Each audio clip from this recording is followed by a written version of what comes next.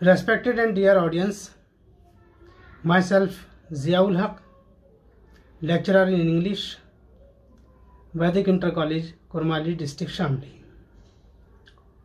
मुझे आदेश किया गया है कि आज इंटर कक्षा 12 की फर्स्ट पोएम जो character of A happy life नाम से है, जिसको सर हेनरी वॉटन ने कंपोज किया है, उस पर आज चर्चा करें। ये पोएम जो है एक उन विशेषताओं को प्रदर्शित करती है कि किन विशेषताओं को अपना करके किन बातों का होना ज़रूरी है एक प्रसन्न व्यक्ति के अंदर। If a person wants to be happy in his life, then what characteristics he must adopt in his characters, in his personality, and what are the characteristics of that person who is really happy in his life. As I told you that this poem has been composed by Sir Henry Wotton. Sir Henry Wotton was born in 1568. He was a poet as well as he was also the secretary of the King of Essex. So this is very eminent poem composed by him, और हम चर्चा करेंगे शुरू से ही पहली stanza से। इसका पहला स्टेंजा जो है वो रेटोरिक फॉर्म में है, रेटोरिक क्वेश्चन फॉर्म में है। Rhetoric question is that question in which the answer is consisted. Rhetoric question वो क्वेश्चन होते हैं जिनका उत्तर उसी क्वेश्चन में, उसी सवाल में, उसी प्रश्न में छिपा होता है। जैसे हम कहें कि महात्मा गांधी को कौन नहीं जानता, अर्थात महात्मा गांधी को सब जानते हैं। जैसे हम कहें कि कौन प्रसन्न रहना नहीं चाहेगा, अर्थात प्रत्येक व्यक्ति प्रसन्न रहना चाहेगा।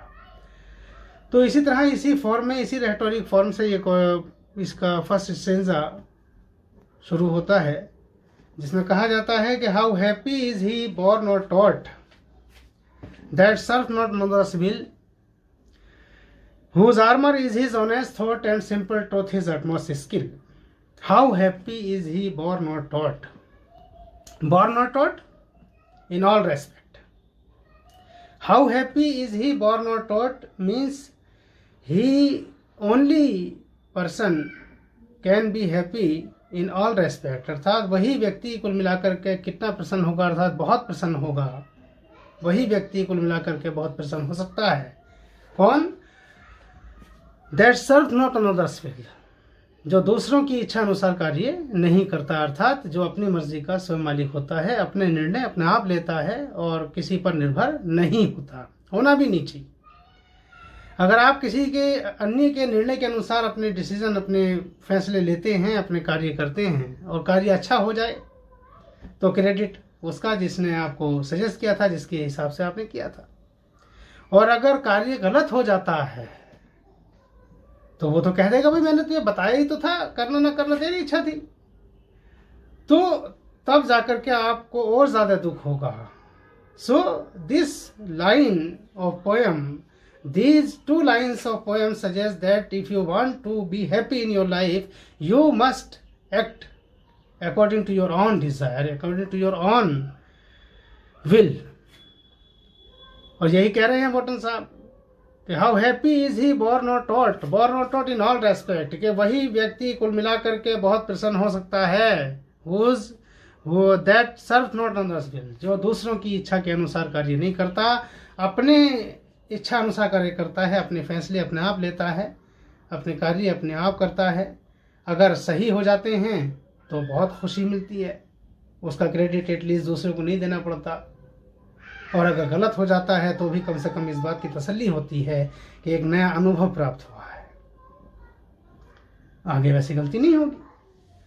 आगे वॉटन साहब कह रहे हैं, पोएट आगे कहता है, whose armor is his honest thought and simple truth his utmost skill.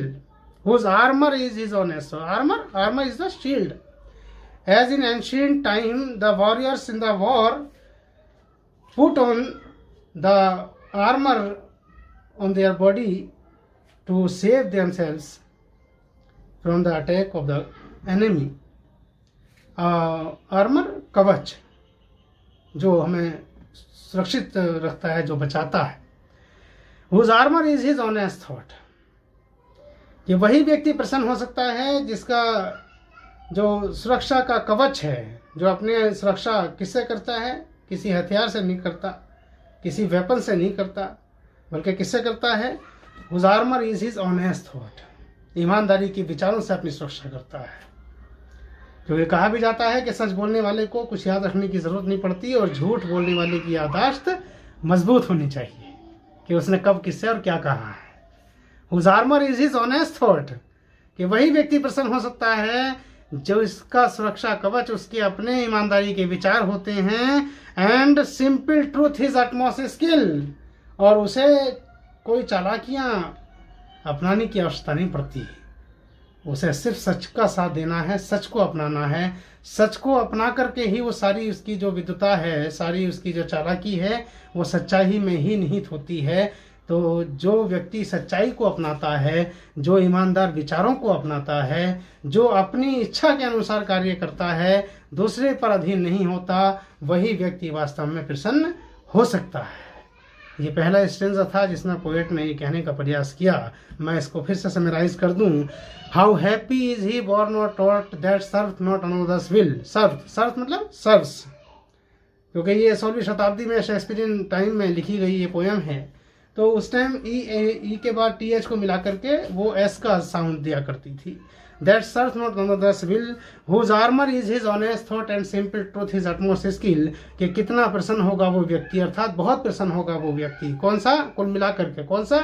जो दूसरे की इच्छा अनुसार कार्य नहीं करता है, अर्थात जो अपने फैसले अपना आप लेता है, अपने कार्य अपनी इच्छा के अनुसार करता है और अपना सुरक्षा का कवच किसी हथियार को नहीं अपना बनाता, किसी वेपन को नहीं बनाता, बल्कि ईमानदारी के विचारों को ही अपनी सुरक्षा का कवच बना करके चलता है। और उसकी चालाकियाँ, उसकी विद्वता, उसकी सारी जितनी भी हुनरमंदी और कलाकारी है, वो सिर्फ सच्चाई में निहित होती है। वो सच का साथ देता है और सच को अपना करके चलता है। वही व्यक्ति वास्तव में प्रसन्न हो सकता है।